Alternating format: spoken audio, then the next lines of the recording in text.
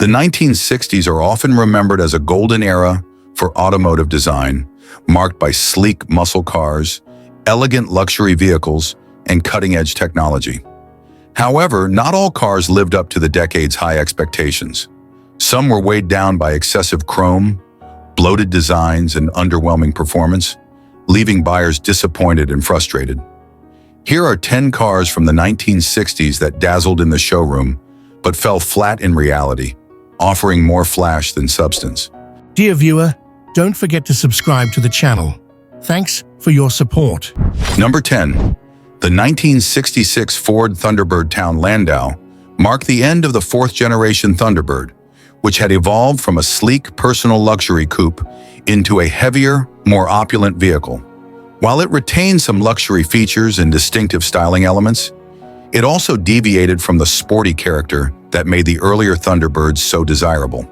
This model became a symbol of excess, prioritizing chrome-laden design and heavy proportions over performance and agility. By 1966, the Thunderbird had grown substantially in size and weight. The Town Landau version, featuring a padded vinyl roof and exclusive trim, tipped the scales at over 4,500 pounds. This added weight made the car cumbersome on the road, diminishing its agility and responsiveness. It no longer felt like the sporty personal luxury car it was originally intended to be. The Town Landau version featured an abundance of chrome trim, from the bumpers and grille to the window frames and side moldings. While the excessive use of chrome was intended to evoke a sense of luxury, many felt it crossed the line into garishness, making the car appear more like a flashy showpiece than a balanced, well-designed vehicle.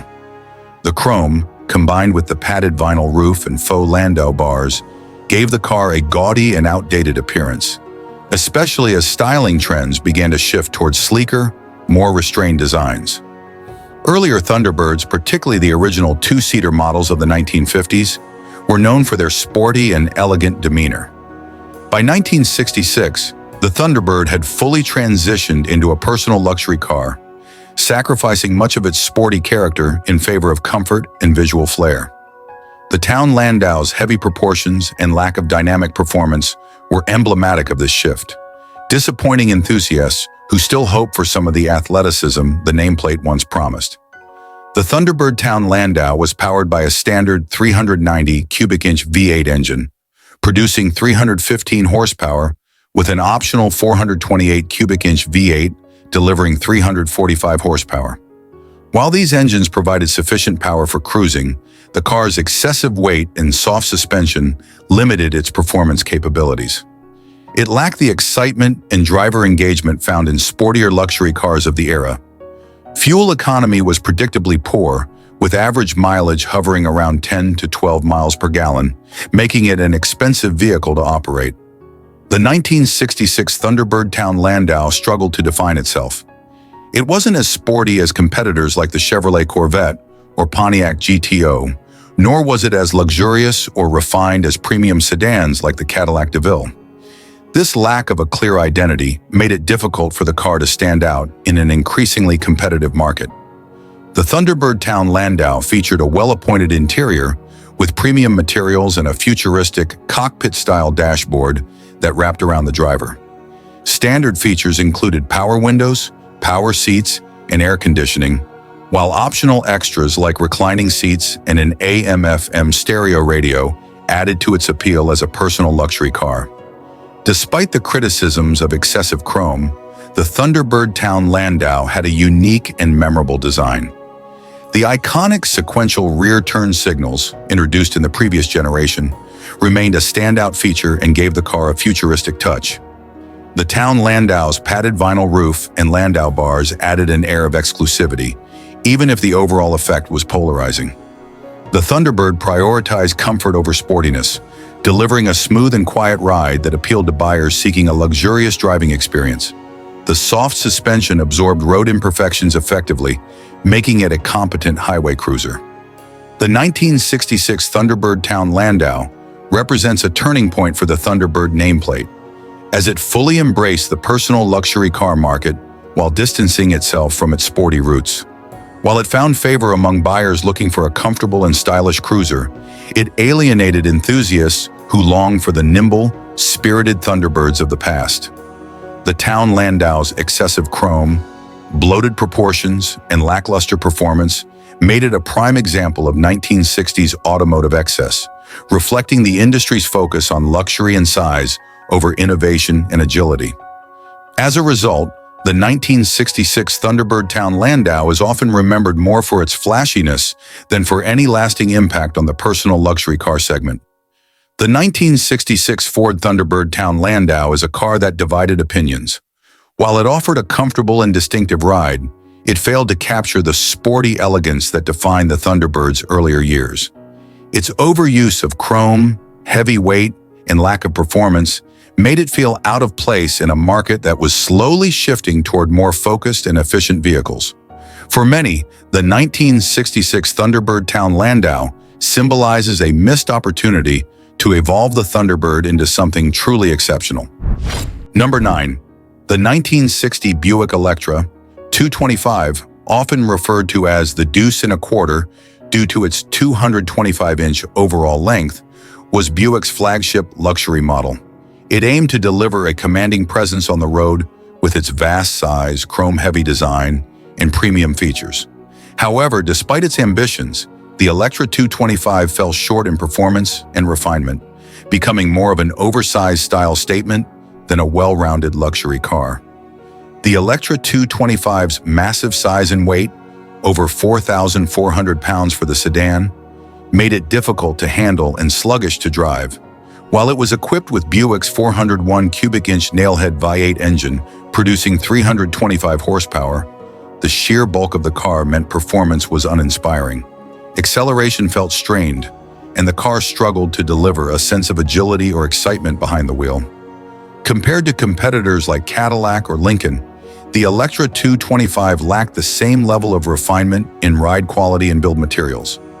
Its Dynaflow automatic transmission, known for its smoothness, was also criticized for being inefficient in sapping power, further hampering the car's performance.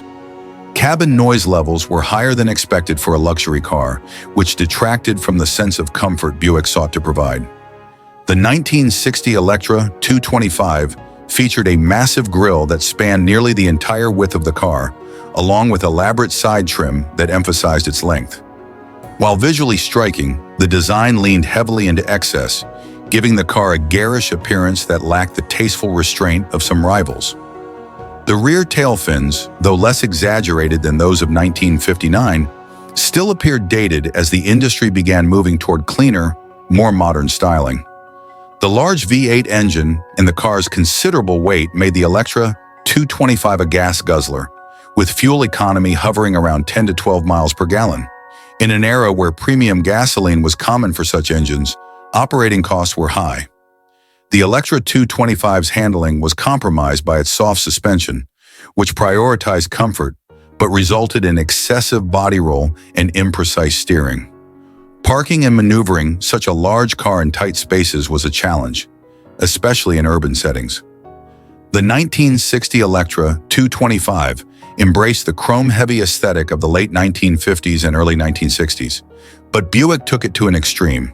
The grille was a massive, horizontal expanse of chrome with intricate detailing, creating a visual impact but overwhelming the front-end design.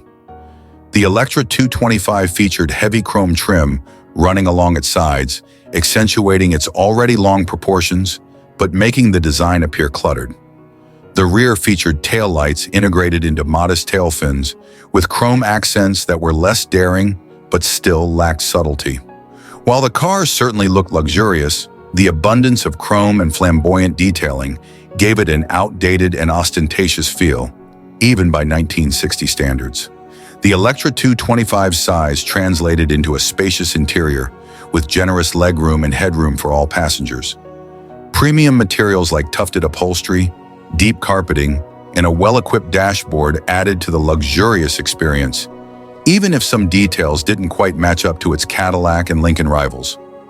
Few cars on the road could match the Electra 225's visual impact. Its size and flashy design made it a standout vehicle, especially for buyers who wanted to make a statement. Optional equipment like power windows, power seats, air conditioning, and even an electric trunk release were available. adding to the car's luxury appeal. The 1960 Buick Electra 225 is remembered as a car that prioritized size and style over substance. It embodied the late 1950s ethos of bigger and flashier being better. But by 1960, consumer tastes and automotive trends were shifting toward more refined and balanced designs. While it offered luxury features and a bold presence, the Electra 225 failed to deliver the performance, handling, or refinement needed to compete effectively in the high-end market. The 1960 Buick Electra 225 is a car that aimed to impress with its size and luxury, but ultimately fell short due to its unwieldy driving dynamics, excessive chrome, and lack of innovation. While it succeeded as a status symbol for buyers who valued appearance above all else, it struggled to meet the evolving expectations of the luxury market. Today, the Electra 225 is a reminder of an era when bigger was often mistaken for better, and when chrome and tail fins reigned supreme, even as the automotive world began moving in a new direction. Number 8. The 1967 Cadillac El Dorado marked a significant shift for Cadillac as it introduced front-wheel drive to its lineup for the first time. It was a bold move aimed at blending innovation with Cadillac's signature luxury. However, while the El Dorado was undeniably striking and packed with advanced features, its execution left much to be desired. Heavy, cumbersome, and underwhelming in terms of handling, it didn't quite live up to the promise of being a sophisticated grand tourer. At 4,700 pounds, the El Dorado was a behemoth. The addition of front-wheel drive, while innovative, didn't help its weight problem. The car's heft made it slow to respond, and while the 429 cubic inch V8 engine produced a respectable 340 horsepower, it struggled to deliver spirited performance due to the car's mass. The El Dorado's front-wheel drive system, derived from the Oldsmobile Tornado, was advanced but not optimized for a vehicle of this size and weight. Understeer was a constant issue, especially in tight corners, and the car's overall handling felt floaty and imprecise.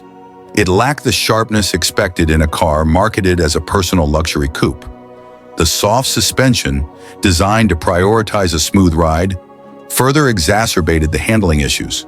The car wallowed over bumps and leaned heavily in corners, detracting from driver confidence. Parking and maneuvering were a challenge due to the El Dorado's large dimensions and less than stellar visibility from the driver's seat. The large V8 engine paired with the car's significant weight resulted in poor fuel economy. With mileage figures in the single digits, the El Dorado was expensive to operate even by 1960s standards. While the 1967 El Dorado adopted a more modern, angular design compared to Cadillac's traditionally Baroque styling, it was still excessively adorned with chrome and trim. The sheer amount of decorative elements added visual weight, making the car appear even bulkier than it already was.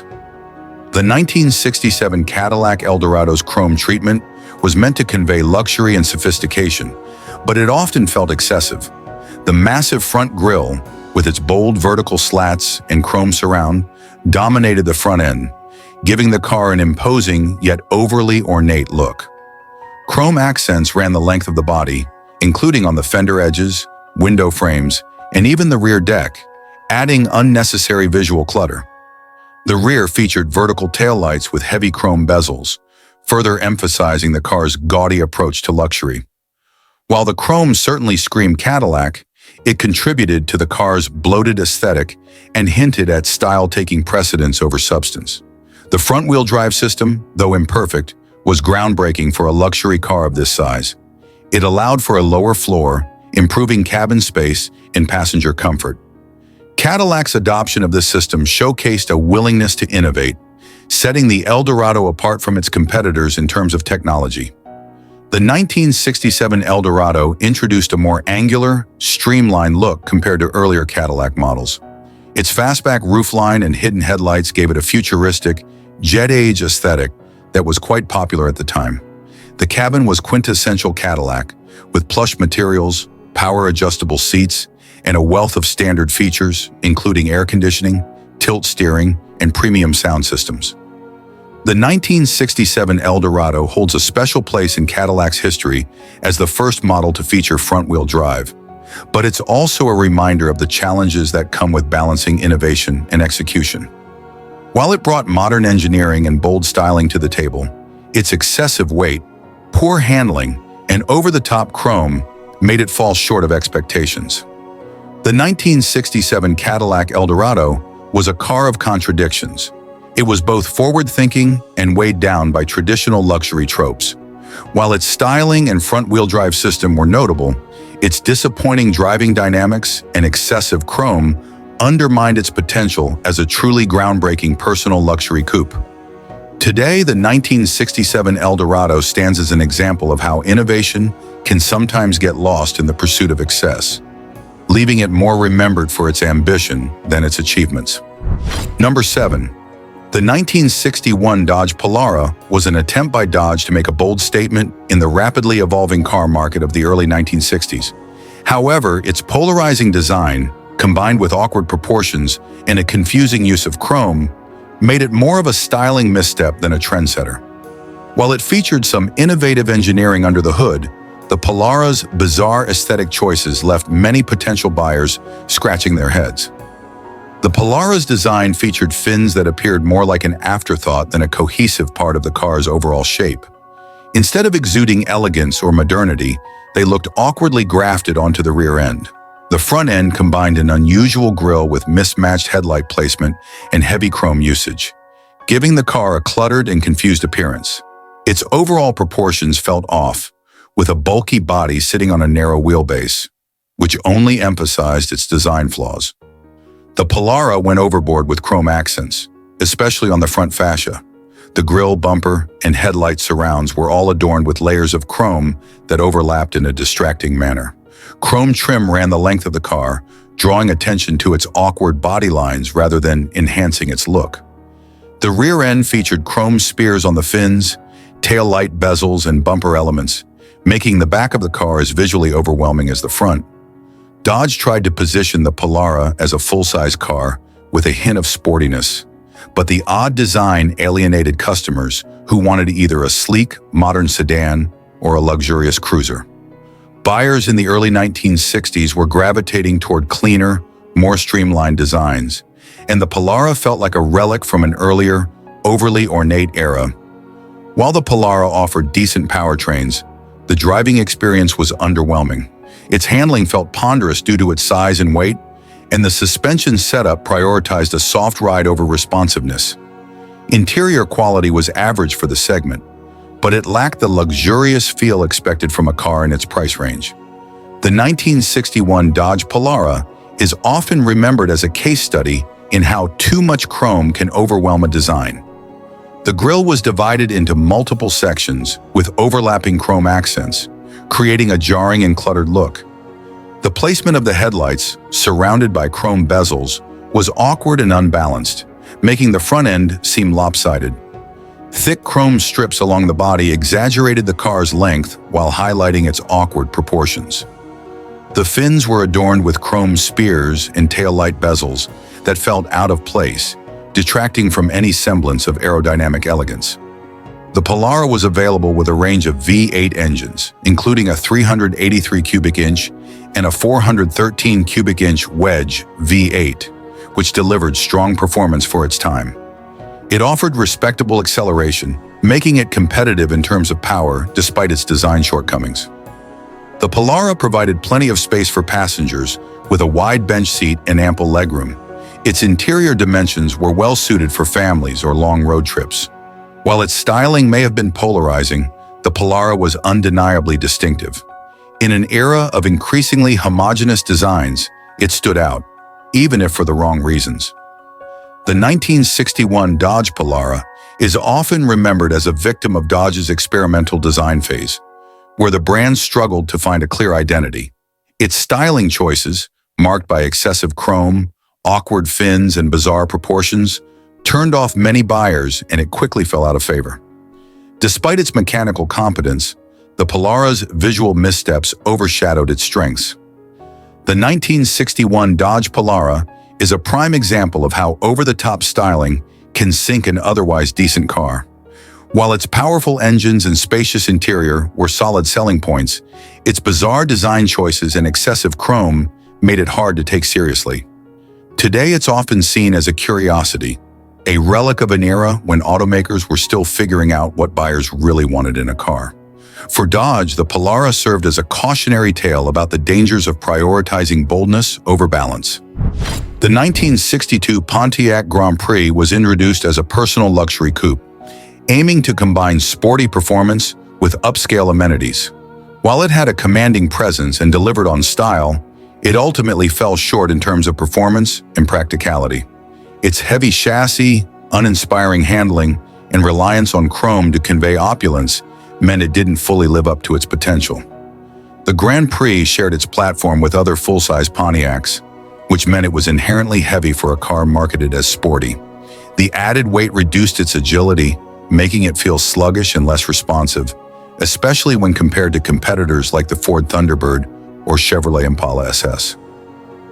Despite offering powerful engine options, the car's handling failed to match its performance aspirations. The suspension prioritized comfort over precision, resulting in a floaty and disconnected driving experience. The steering was vague, making the car feel cumbersome, particularly on winding roads or during spirited driving. While Pontiac marketed the Grand Prix as a performance-oriented luxury coupe, it didn't live up to the sporty expectations. Buyers who wanted a sharp, engaging driving experience were often left disappointed.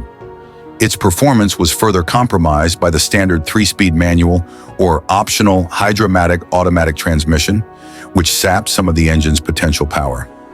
The Grand Prix shared much of its design language and mechanical components with other Pontiac models, such as the Catalina. This lack of distinction made it hard to justify its premium price tag. The 1962 Pontiac Grand Prix leaned heavily on chrome to convey an image of luxury, but this approach felt more superficial than substantive. The large chrome-laden grille was imposing, but lacked the clean, cohesive look of its competitors. Chrome accents ran the length of the car, which instead of enhancing its elegance, made the design feel busy. The chrome detailing around the taillights and bumper was excessive, contributing to the car's overall heavy and overdone appearance. The Grand Prix came standard with a 389 cubic inch V8 engine, producing 303 horsepower, and buyers could opt for tri-power carburation, boosting output to 318 horsepower. For enthusiasts, Pontiac also offered a high-output version with up to 348 horsepower, giving it impressive straight-line speed. The Grand Prix introduced a clean, pillarless hardtop design that gave it a sleek and modern profile. The exterior was bold and distinctive, with a long hood, short deck, and squared-off roofline that were fashionable at the time. The interior featured bucket seats, a center console, and wood grain accents, giving it a more luxurious feel than many competitors. Optional features like air conditioning, power windows, and upgraded audio systems added to its appeal as a personal luxury car.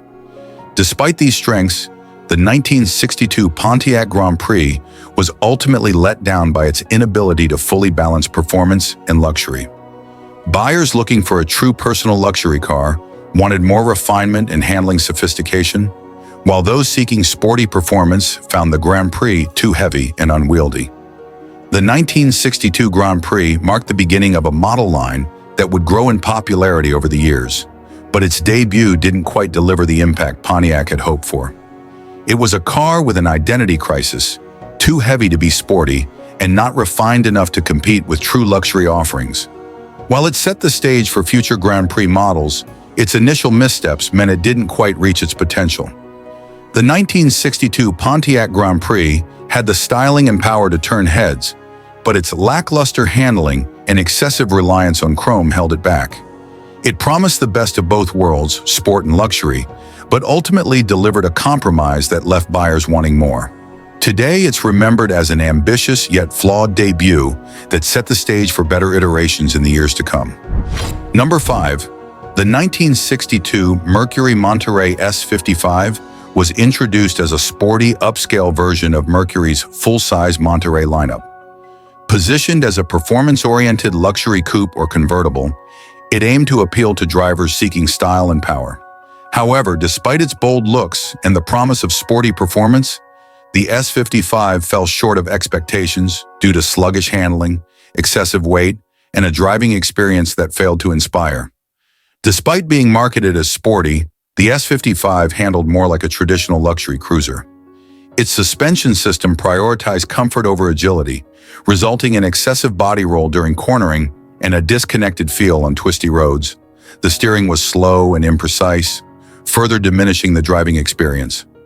Built on the same full-size platform as the regular Monterey, the S55 carried significant weight, which negatively impacted acceleration and braking.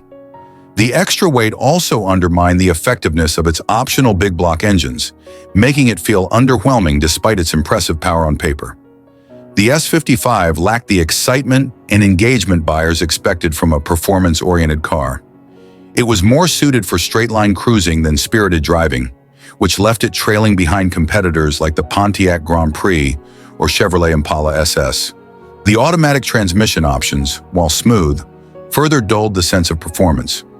While visually striking, the S55's design placed too much emphasis on flash rather than functional performance enhancements.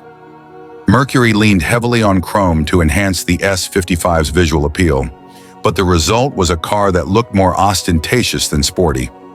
The large grille and oversized chrome bumpers dominated the front end, giving it a flashy but heavy appearance. Chrome moldings along the length of the car emphasized its size rather than streamlining its profile. The tail end featured chrome surrounds on the taillights and bumper, further contributing to its over-decorated aesthetic. The S55 came standard with a 390 cubic inch V8 producing 300 horsepower, with optional upgrades to a 405 horsepower, 406 cubic inch V8. While the performance was hampered by the car's weight, the engine options offered respectable straight-line acceleration. Mercury equipped the S55 with a host of luxury features, including bucket seats, a center console, and premium upholstery, which set it apart from the standard Monterey. Optional amenities like air conditioning, power windows, and upgraded audio systems enhanced its appeal as a luxury offering. The S55's long, low-slung profile and distinctive rear tail fins gave it a commanding presence on the road. The wide front grille and integrated quad headlights added to its visual appeal. Even if the overall design was more flash than function, the S55 was positioned as a sporty luxury car, but it failed to fully deliver on either front. Buyers seeking sporty performance were disappointed by its handling, while those prioritizing luxury found more refined options in the same price range. The S55 struggled to carve out a niche for itself in a competitive market. Its mix of flashy styling, mediocre performance, and luxury aspirations failed to resonate with buyers. Rivals like the Pontiac Grand Prix, Chevrolet Impala SS, and even the Ford Thunderbird offered better combinations of performance, style, and refinement, leaving the S55 overshadowed. The 1962 Monterey S55 was an ambitious attempt by Mercury to create a performance luxury car, but it missed the mark in several key areas. While it offered bold styling and powerful engines, its lack of handling prowess and excessive reliance on chrome made it feel outdated even at its debut. The S55's legacy lies in its role as an example of Mercury's struggle to define itself in the early 1960s. It showcased the brand's ability to create visually striking cars, but also highlighted its inability to deliver a cohesive driving experience. The 1962 Mercury Monterey S55 was a car with big aspirations but little follow-through. Its flashy design and powerful engine options couldn't compensate for its sluggish handling and lack of refinement. Today, it's remembered more for its bold chrome accents and grandiose styling than its performance, serving as a cautionary tale of style over substance. Number 4. The 1963 Studebaker Lark Daytona was introduced as a sportier and more upscale version of the Lark compact lineup. It was Studebaker's attempt to inject some excitement and modern appeal into its aging design, targeting younger buyers and competing with emerging sporty compacts like the Ford Falcon Sprint and Chevrolet Corvair Monza.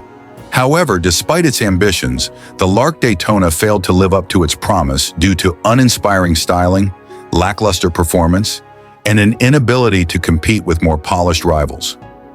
The Lark Daytona's design was boxy and dated, even by early 1960s standards.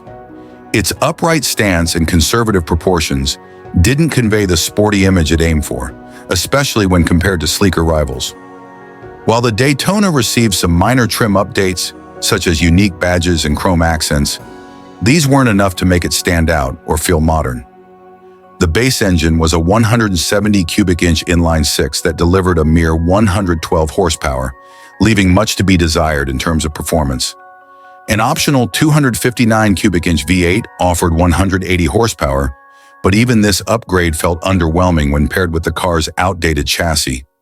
Compared to rivals offering peppy, high-revving engines, the Daytona's powertrains lacked excitement and refinement. The Lark Daytona was built on a platform that dated back to the late 1950s, which limited its ability to compete with more advanced and dynamic competitors. Its suspension system prioritized comfort over performance, resulting in uninspired handling and noticeable body roll during cornering. The heavy steering and vague brakes further undermined its sporty aspirations. Studebaker struggled to market the Lark Daytona effectively. While it was positioned as a sporty compact, its conservative design and lack of innovative features failed to resonate with the target audience. The Daytona was overshadowed by the Ford Falcon Sprint, Chevrolet Corvair Monza, and even the Plymouth Valiant Signet, all of which offered better styling, performance, and brand recognition. In an attempt to make the Lark Daytona feel more upscale, Studebaker adorned it with a liberal amount of chrome. The grille was outlined in chrome, but its boxy design didn't contribute to the sporty image. Chrome moldings ran along the sides of the car, attempting to add flair, but ultimately emphasizing the car's uninspired shape. The taillights featured chrome bezels, but they looked like an afterthought rather than a cohesive design element. While the chrome gave the Lark Daytona a more upscale appearance, it couldn't disguise the fundamental dullness of its design. The Lark Daytona's compact dimensions made it easier to maneuver and park than larger cars of the era, which was a selling point for urban buyers. The Daytona featured a well-appointed interior for its class, with bucket seats, a floor shifter, and available premium upholstery, which added a touch of sophistication. Today, the Lark Daytona holds some appeal among classic car enthusiasts due to its rarity and its role as one of Studebaker's last attempts to remain relevant in a competitive market. The Lark Daytona didn't introduce any groundbreaking features or technology to differentiate it from its competitors. The car's conservative styling and uninspiring performance made it unclear whether it was meant to be a sporty compact, a luxury car, or a middle ground offering. Competitors like the Ford Falcon Sprint and Chevrolet Corvair Monza were better executed and more attractive to buyers seeking sporty compact cars. The 1963 Studebaker Lark Daytona is remembered as a well-intentioned but ultimately flawed attempt to keep Studebaker relevant in the face of declining sales and increasing competition. While it had some strong points, such as its compact size and comfortable interior, it couldn't overcome its dated design and uninspiring performance. For Studebaker, the Lark Daytona represented the challenges of being a small, independent automaker in a rapidly evolving market. It's now seen as a relic of a bygone era, appealing more to collectors and enthusiasts who appreciate its quirky charm rather than its actual merits as a car. The 1963 Studebaker Lark Daytona aimed to deliver sporty luxury in a compact package, but it failed to deliver on both fronts. Its dull styling, lackluster engines, and outdated platform left it unable to compete with more dynamic and stylish rivals. While it had its moments, the Daytona ultimately fell flat, marking another missed opportunity for Studebaker during its final years. Number 3, the 1964 Oldsmobile Jet Star. I was introduced as a lower-priced alternative to the flagship Oldsmobile Starfire, targeting buyers who wanted the Starfire's sleek styling but couldn't afford its luxury features. The Jet Star, I filled a niche in Oldsmobile's lineup. However, in trying to balance affordability and style, it ended up as a compromise that failed to excite buyers or live up to the expectations set by its flashier sibling. The Jet Star, I retained much of the Starfire's styling, but lacked its premium features, such as leather upholstery, power seats, and advanced convenience options. The interior, while decent, felt sparse compared to the Starfire, and even some competitors in the same price range. Buyers were left with a car that looked upscale on the outside, but felt underwhelming once inside. While equipped with the rocket V8 engine, the Jet Star I didn't offer the performance to match its aggressive, sporty styling. The standard 345 horsepower, 394 cubic inch V8 was capable, but weighed down by the car's hefty body, resulting in uninspiring acceleration and sluggish handling. The heavy full-size chassis undermined the sporty image it tried to convey, making it feel more like a family car than a performance-oriented coupe. By stripping down the luxury and selling the Jet Star as a cheaper alternative, Oldsmobile inadvertently diluted the Starfire's image. Positioned awkwardly between the mid-tier 88 series and the premium Starfire, the Jet Star I struggled to attract buyers who either wanted affordability or true luxury. Competitors like the Pontiac Grand Prix and Ford Thunderbird offered better balance in terms of price, performance, and features, leaving the Jet Star Y overshadowed. To keep costs down, some materials and build quality were compromised, making the Jet Star I feel less refined than other Oldsmobile offerings. Reports of rattling trim, lack of durability in the interior materials, and uneven fit and finish didn't help its reputation. The Jet Star East's exterior was its most notable feature, and it leaned heavily on chrome to sell the illusion of luxury. The bold front grille was large and imposing, giving the car a sense of grandeur, but it felt like overcompensation for what the car lacked under the surface. Extensive chrome moldings ran along the length of the car, attempting to elevate its status, but ultimately emphasizing its bulk. Chrome bezels around the taillights and bumper added to the flashy appearance, but didn't contribute to any functional or performance-based benefits. While the chrome-laden design gave the Jet Star a striking road presence, it felt more like an attempt to distract from its mediocrity rather than enhance its appeal. Despite its shortcomings, the Jet Star Y's exterior design borrowed heavily from the sleek and well-received Starfire, which gave it a sense of style and presence. Its long, low-slung profile and sporty roofline were attractive and helped it stand out on the road. The Jet Star I provided a more affordable entry point for buyers who wanted a full-size Oldsmobile with sporty styling, even if it meant sacrificing luxury and refinement. Like most Oldsmobiles of the era, the Jet Star I offered a smooth and cushioned ride, making it suitable for highway cruising. The Jet Star I tried to straddle the line between luxury and affordability, but in doing so, it failed to excel in either category. It didn't bring anything new to the table, relying instead on reusing elements from other Oldsmobile models.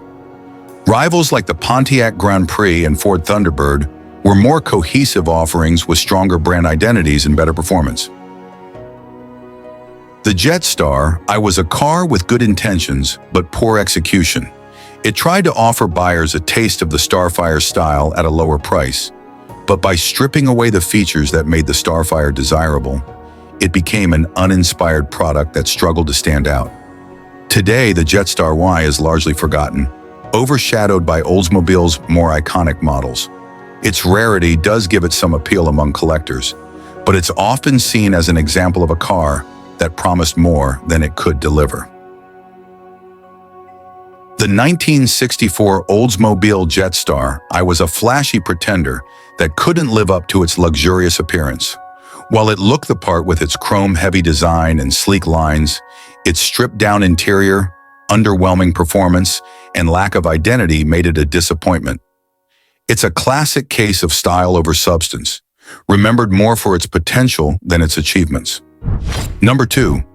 The 1964 Chrysler Newport was marketed as the entry-level full-size offering from Chrysler, aimed at providing affordable luxury and style for budget-conscious buyers. Positioned as a competitor to popular models like the Chevrolet Impala, Ford Galaxy, and Plymouth Fury, the Newport faced a tough challenge. While its flashy exterior gave it a commanding road presence, its uninspired engineering and lackluster driving dynamics made it a disappointment in a competitive market. Despite offering a range of V8 engines, including a 361 cubic inch V8 265 horsepower and an optional 413 cubic inch V8 360 horsepower, the Newport struggled to deliver excitement. Its weight and soft suspension made it feel sluggish and unresponsive, especially when compared to more nimble competitors like the Chevrolet Impala SS or the Pontiac Catalina. Handling was uninspiring, with excessive body roll and vague steering feedback, making the car feel disconnected from the road. As Chrysler's most affordable full-size model, the Newport lacked many of the upscale features and refinement found in its higher-tier siblings, such as the New Yorker or 300 series. The interior, while spacious, featured basic materials and design that failed to convey a sense of true luxury. Cost-cutting was evident in the lack of standard options that competitors often included, such as power windows or upgraded upholstery. The Newport's design, while flashy in 1863 some areas, lacked the innovation or distinctiveness to make it stand out in a crowded market. Buyers who wanted a truly upscale full-size sedan often opted for other Chrysler models or rival brands that offered more sophistication and personality. Positioned as an affordable luxury car, the Newport struggled to balance affordability and refinement. It often felt like a compromise, with neither the budget-friendly appeal of Plymouth nor the premium feel of Chrysler's upper-tier models. Chrysler attempted to give the Newport a premium look by covering it with chrome accents, but the result was more show than substance. Grille. The bold, horizontal bar grille with a prominent Chrysler emblem was designed to catch attention, but felt more ornamental than cohesive with the overall design. Extensive chrome adorned the sides, window frames, and bumpers, adding flash but also emphasizing the car's bulk. The rear featured chrome bezels around the taillights and a heavy chrome bumper, but the overall design lacked the elegance to tie everything together. While the chrome-heavy design gave the Newport a flashy presence, it was a thin veneer that couldn't hide the car's uninspired engineering and lack of refinement. The Newport boasted a roomy cabin that comfortably seated 6 passengers, making it a practical choice for families. The wide bench seats and generous legroom were well suited for long road trips. For buyers who wanted to own a Chrysler without breaking the bank, the Newport offered a relatively affordable way to enter the brand's full-size lineup. Its lower price point made it accessible to a broader audience compared to the premium New Yorker or 300 models. Like many full-size cars of the era, the Newport prioritized comfort over performance, offering a smooth and cushioned ride that absorbed bumps and road imperfections with ease. The Newport didn't introduce any groundbreaking features or design elements, relying instead on conservative engineering and styling. In a segment filled with standouts like the Chevrolet Impala and Ford Galaxy, the Newport failed to distinguish itself in terms of performance, style, or value. The Newport's soft suspension and sluggish handling made it feel more like a generic family sedan than a car with personality or excitement. The 1964 Chrysler Newport is remembered as a car that looked the part but didn't deliver on its promises. While it provided a spacious and comfortable ride, it lacked the refinement, performance, and innovation that buyers expected from a full-size Chrysler. Today, it's often overshadowed by more iconic models from Chrysler's lineup and other brands of the era. For collectors, the Newport represents an affordable way to own a piece of 1960s automotive history, but it's rarely seen as a standout or desirable classic. The 1964 Chrysler Newport tried to balance affordability with luxury, but ended up feeling like an underwhelming compromise. Its chrome-covered exterior gave it a flashy appearance, but it couldn't mask the car's uninspired engineering, bland interior, and lackluster driving dynamics. Number 1. The 1960 Edsel Ranger was the final gasp of Ford's ill-fated Edsel brand. After its disastrous launch in 1958, the Edsel quickly became a cautionary tale of poor market research and overhyped expectations. By 1960, Ford had scaled back the Edsel lineup to just the Ranger and the Villager station wagon, but the damage was done. The 1960 Ranger was essentially a rebadged Ford with minor styling tweaks, marking a quiet end to the brand. While it was more subdued than the earlier Edsel models, the Ranger still carried the stigma of failure and failed to excite buyers. By 1960, the Edsel name was synonymous with failure. The ambitious branding experiment had collapsed under the weight of poor sales, public ridicule, and lack of consumer interest. The 1960 Edsel was introduced in late 1959, but production ceased by the end of 1960 November, making it one of the shortest production runs in automotive history. The 1960 Ranger abandoned the polarizing horse collar grille of earlier Edsels in favor of a more conventional, horizontally oriented grille. While less controversial, this change also erased the car's distinctive identity. The body design was borrowed heavily from the 1960 Ford Fairlane, making the Ranger look like an afterthought rather than a cohesive model. The Ranger came with a 223 cubic inch inline-six engine as standard, producing 145 horsepower. Optional V8s included a 292 cubic inch and a 352 cubic inch. While adequate for the time, these engines were nothing special compared to competitors. Paired with a 3-speed manual or optional automatic transmission, the Ranger offered a competent but uninspiring driving experience. Its heavy curb weight and lack of innovation in suspension or handling made it feel sluggish on the road. The Edsel had originally been marketed as a forward-thinking car with advanced features. By 1960, it was simply a rebranded Ford with no unique selling points. Competitors like Chevrolet and Plymouth were offering fresh designs and innovative features, leaving the Ranger feeling outdated and irrelevant. The 1960 Edsel Ranger toned down the excessive styling of earlier models, but still leaned heavily on chrome to convey a sense of luxury. The oversized grille dominated the front fascia, but its horizontal design lacked the character of the earlier Edsel horse-collar grille. It felt like a half-hearted attempt to blend in rather than stand out. Chrome side moldings ran the length of the car, but they felt more like an afterthought than an intentional design choice. The taillights featured chrome bezels, but the rear lacked the flair or boldness that defined other cars of the era. The abundance of chrome couldn't disguise the fact that the Ranger was essentially a recycled design with little originality. The 1960 Ranger was priced competitively, making it more affordable than earlier Edsel models. This was part of Ford's strategy to attract budget-conscious buyers. While the design was bland, it was less polarizing than the earlier Edsel models, which had alienated many potential buyers. Like many full-size cars of the era, the Ranger prioritized comfort over performance. It offered a smooth ride that appealed to families and older buyers. The Edsel name was already tarnished, and buyers were reluctant to invest in a car from a dying brand. The 1960 Ranger abandoned the unique, if controversial, styling of earlier models, making it little more than a Ford clone. With production ending in November 1959, the 1960 Ranger barely had a chance to make an impact. The 1960 Edsel Ranger marked the unceremonious end of a brand that had started with high hopes and ended in disaster. While it was less controversial than earlier Edsel models, it was also less memorable, blending into the sea of full-size cars from the early 1960s. Today, the 1960 Ranger is a rare find due to its limited production, but it's more of a historical curiosity than a sought-after classic.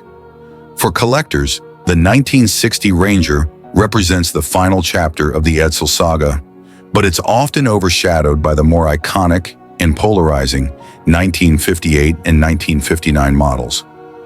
The 1960 Edsel Ranger was a car that tried to play it safe, but ended up being forgettable. Its dated design, lack of innovation, and mediocre performance couldn't overcome the stigma of the Edsel name. Despite its flashy grille and chrome trim, the Ranger felt like a placeholder in automotive history, a reminder of a bold experiment that went disastrously wrong.